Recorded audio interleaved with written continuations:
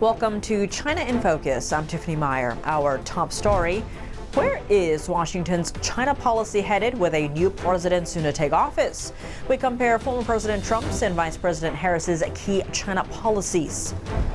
The CHIPS and Science Act, a major bill designed to counter China, but with some controversies. Would Republicans repeal it if Trump wins the election? Harris weighs in.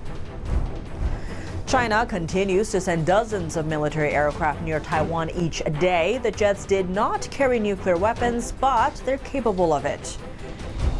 Both presidential campaigns hacked by China right before the election.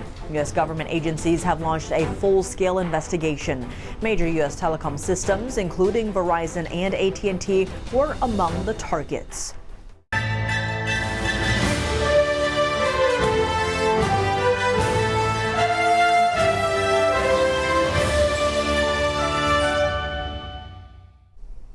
Before we dive into today's top story, we have some announcements to share. China in Focus will pause our standard coverage on November 5th and 6th. That's this Tuesday and Wednesday. Instead, for your daily dose of U.S. China info, check out our special episode where NTD's Sam Wong and Epoch Times' Roman Balmakov join us as we ask Americans exactly what they know about China.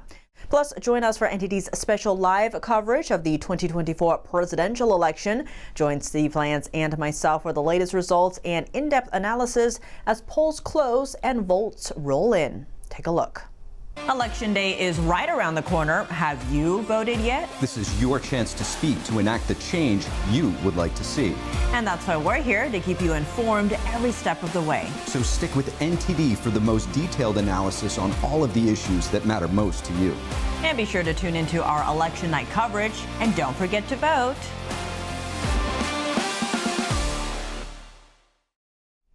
Tune in for the Nation Decides 2024 on Tuesday at 6 p.m. Eastern. And we'll see you back here at China in Focus on Thursday, November 7th for more of the latest news from Asia. Washington's China policy hanging in the balance as America is less than 34 hours away from voting day. How could relations between the world's two largest economies shape up under the next administration? Here's a look at where former President Trump and Vice President Kamala Harris stand on China.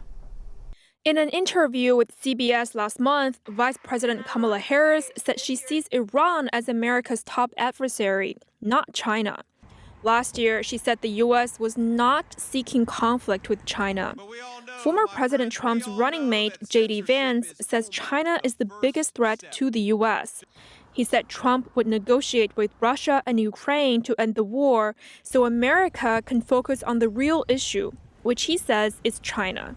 Trump said he'd rather have a good relationship with China, though he also said he would slap over 60% tariffs on Chinese goods if elected. He added he would revoke China's most favored nation trade status, a trade status that gives China access to larger markets, higher subsidies, and lower tariff rates. Harris called Trump's tariffs plan a sales tax on the American people. She's against imposing tariffs across the board. As for Taiwan, Harris didn't make clear whether she would defend Taiwan in the event of a Chinese invasion. When asked by CBS, she said, quote, "I'm not going to get into hypotheticals." She said the U.S. must maintain a one-China policy and support Taiwan's ability to defend itself. Trump also remains vague on whether he would defend Taiwan, though he said he wouldn't need to use military force to deter Beijing from imposing blockade on Taiwan because Xi Jinping respects him and knows that he's, quote, crazy. Vice President Kamala Harris criticized House Speaker Mike Johnson over the weekend for walking back his comment on the CHIPS and Science Act, a major bill designed to counter China. It is my plan and intention to continue to invest in American manufacturing. That is the way we are going to win the competition with China for the 21st century. Last Friday, Johnson said Republicans would probably repeal the CHIPS and Science Act if they take control of Congress. He said, quote, "I expect that we probably will, but we haven't developed that part of the agenda yet. We got to get over the election first." Johnson later retracted his statement, saying the CHIPS Act is not on the agenda for repeal. He added that there could be legislation to streamline the bill and eliminate its costly regulations and Green New Deal requirements. He explained that Republicans support investing in chip manufacturing. What they oppose is the Green New Deal provision inside the bill. The Biden administration passed the CHIPS Act to boost semiconductor manufacturing and research to counter China. But the CHIPS Act isn't just about microchips. According to analysis from a nonpartisan think tank in Colorado, roughly $67 billion, or a quarter of the bill's budget, would fund research to fight climate change. Both the U.S. and China want to dominate the semiconductor industry. The tiny devices are at the heart of all modern technology and power everything from iPhones to cars, home appliances, and weapons.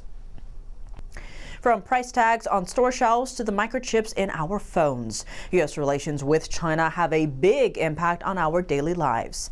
But as Harris and Trump push forward with different China strategies, what could those policies mean for you? Trump says high China tariffs would bring factories back to the U.S. He explained to Bloomberg earlier that the answer for companies wanting to avoid tariffs is simple: build their plants in the United States, and they won't have to pay tariffs. China analyst Antonio Graceffo says tariffs would also fuel U.S. manufacturing growth. The way this helps us decouple from China is that now the Chinese product will be more expensive than the American product, and so people will buy the American product. The more American products we buy, then the more our manufacturing sector can expand and they can start making more products. Treasury Secretary Janet Yellen recently warned that, quote, sweeping untargeted tariffs would make U.S. businesses less competitive and spark inflation. Kamala Harris echoed that concern, warning that tariffs could drive up prices for American families. The Biden administration has kept and even expanded some Trump-era tariffs. Moving on to Taiwan, a series of surveys conducted by a Chicago-based think tank found roughly 60 to 75% of Americans support U.S. aid and arms packages to Taiwan, but oppose sending the U.S. military to engage in a conflict with China over Taiwan. Commerce Secretary Gina Raimondo has warned that a Chinese seizure of top Taiwanese chipmaker TSMC would be absolutely devastating to the U.S. economy because the island produces almost all the advanced semiconductors the U.S. needs. And geographically, Taiwan is part of the so-called First Island Chain. The term refers to the first marine defense line that helps contain China's military, preventing it from sending nuclear-armed submarines into deep waters off the Pacific for a stealth attack. China sending 37 military aircraft near Taiwan just 2 days before the U.S. election. Taiwan said some of the bombers spotted are capable of carrying nuclear weapons. The island's government said it sent its own forces to monitor the situation. The Chinese Communist Party sees Taiwan as part of China, despite never having ruled it. It has vowed to take the island under control by force if necessary. The U.S. doesn't have diplomatic relations with Taiwan, but is bound by law to sell weapons to the island so it can defend itself. Those weapon sales are facing a massive backlog, though, and Taiwan is still waiting to receive over $20 billion worth of weapons. That's not all China's been up to in the countdown to the high-stakes election. Washington says Beijing launched an unprecedented hacking operation on U.S. presidential candidates. Dubbed Salt Typhoon, the Chinese hacking group targeted the smartphones of multiple key players in the election.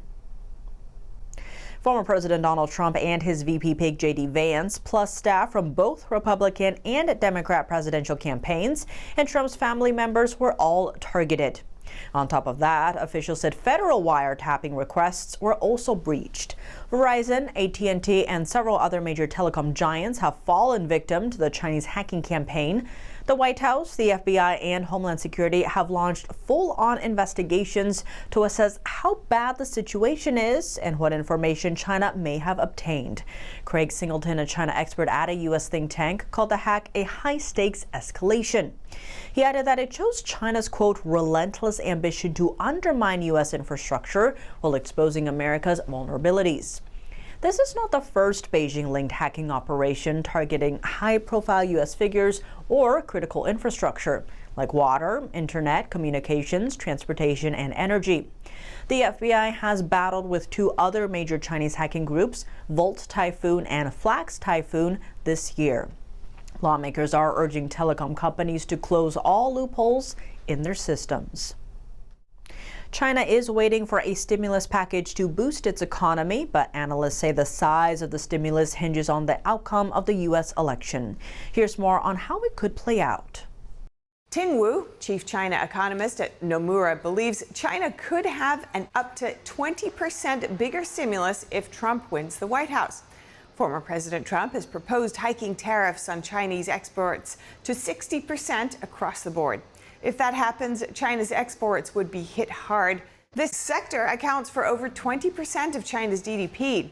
Another Chinese economist, Zhu Bin, also predicted that China would see bigger domestic stimulus if Trump wins. In comparison, Vice President Kamala Harris supports President Biden's select tariff hikes on certain products, 100% tariffs on electric cars and 50% on solar panels. Coming up, Robert F. Kennedy Jr. is endorsing a New Hampshire candidate for the U.S. House of Representatives, a survivor of Communist China's Cultural Revolution and authoritarian rule. I made that decision after seeing her extraordinary debate.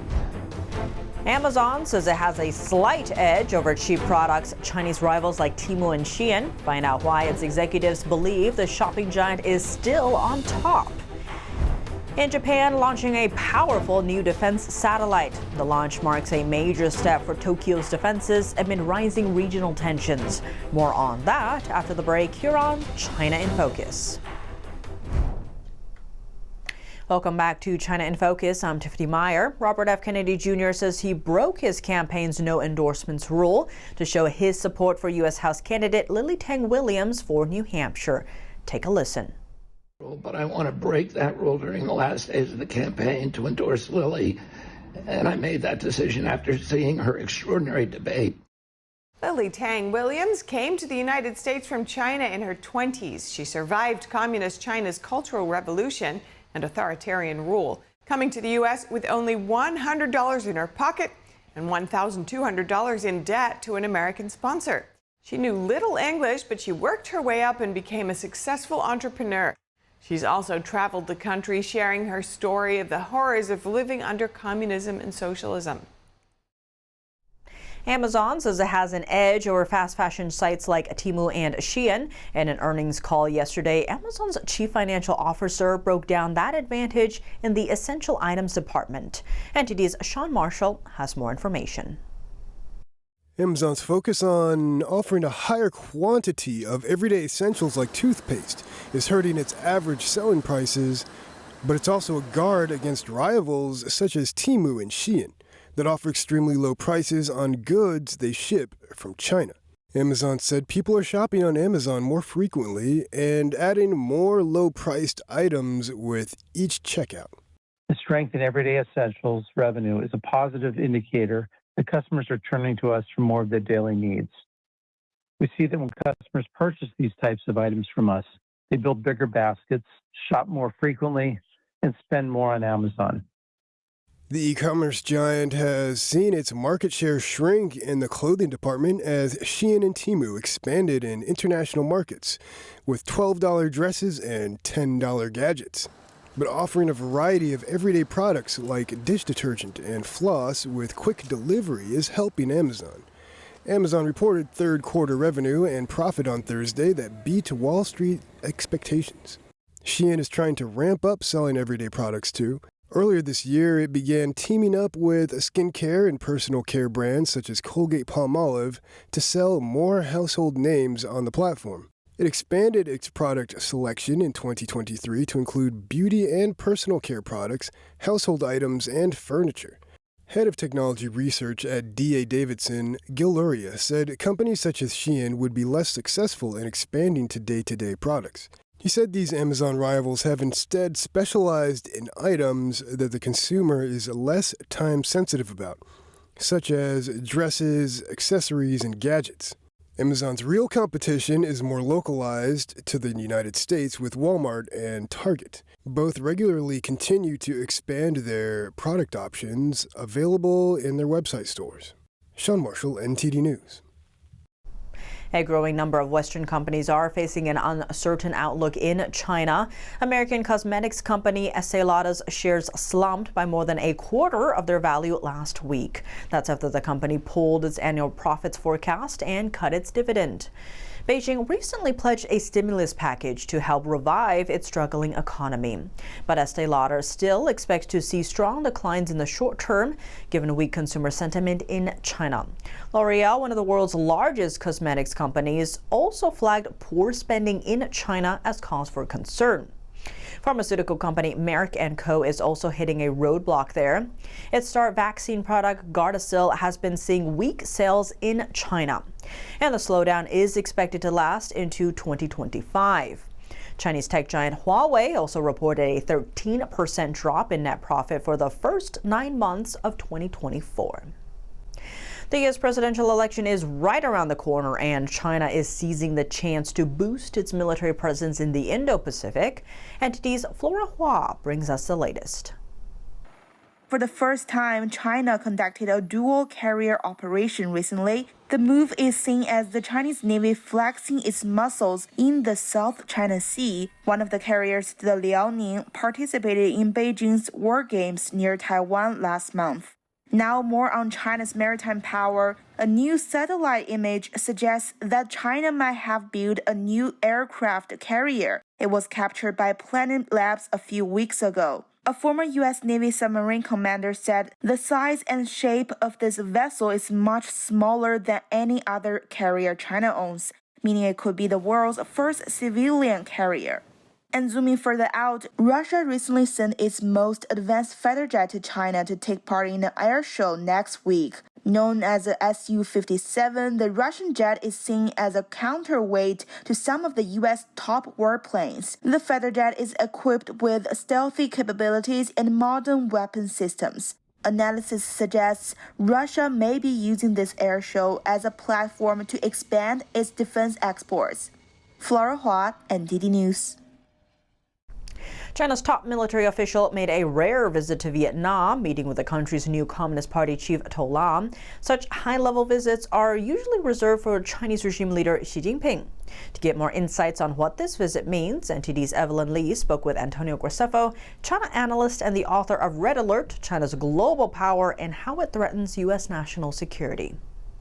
What kind of goal or message does Zhang, the Chinese military mission chief, what do you think he brings with him?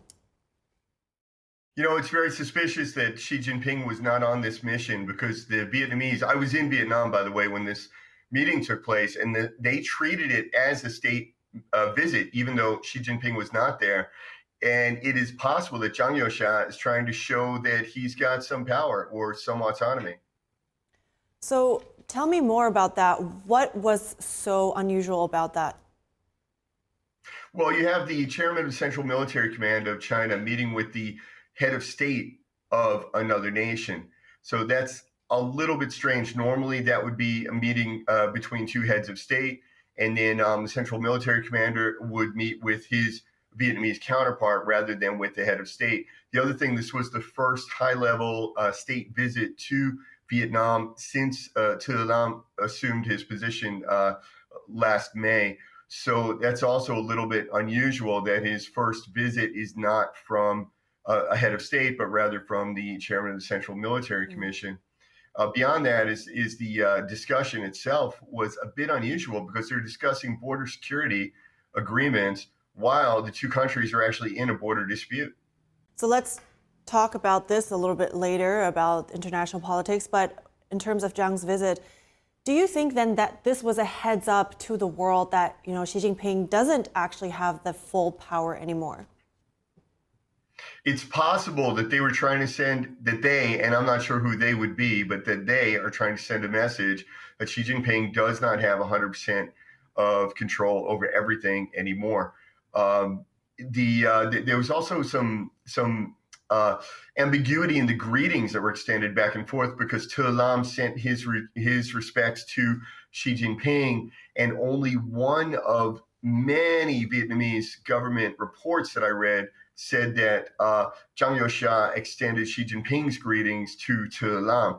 Only one of the Vietnamese media reported that, so it is possible that he actually did not even convey Xi Jinping's greetings. So what would it mean then if there actually is a shift in power dynamics within the CCP in China? And why is this important? Why would this be an important change for the international community? Well, so far, Xi Jinping has had, he's the paramount leader. He has control over everything. And this would show that there is beginning to be a crack in his armor. I think the economy is very bad, and Xi Jinping has sort of reneged on his promise to provide the people with a moderately prosperous society. I think he held the COVID lockdowns too long, and he did a number of things to upset the West, which has then impacted foreign direct investment in China, jobs, exports. So I think Xi Jinping's rule is starting to, I don't want to say it's collapsing. I will just say that it is beginning to show some cracks. Well, Antonio Graceffo, I think some really great insights as always. I appreciate you coming on and taking your time today. Thank you very much. Japan launched a defense satellite Monday aimed at accelerating military operations and communication. The successful launch comes as Tokyo seeks to build up its defense abilities amid growing tensions in the region. Here's more. The Japan Aerospace Exploration Agency said the H-3 No. 4 rocket launch went as planned. The rocket was carrying a satellite that uses X-band communication for information and data sharing. X-band satellites are less affected by weather conditions and can support stable communication. Japan is building up its military amid rising tensions with China, North Korea, and Russia. The nation's Joint Staff Systems Department chief said the satellite will enable high-speed data transmission across Japan's ground, naval, and air self-defense forces. That's all for today's China in Focus. I'm Tiffany Meyer. If you have any feedback on the show or have something you'd like to see us cover, send us an email at chinainfocusntd.com. We'd love to hear from you. For round-the-clock original news coverage, visit us at ntd.com or download our NTD app. Thanks for watching. See you soon. Coming up on NTD, stay tuned for America's Hope with Kelly Wright. Tonight, a special edition of America's Hope will focus on the upcoming U.S. election. Kelly introduces Senator Tim Scott, who discusses his support for former President Donald Trump. Also, a panel of black men, Democrat and Republican, share their hope for America. Also joining the lineup is Dr. Oz Guinness, author and known as a missionary to America. He voices his love for the country and his optimism for its future.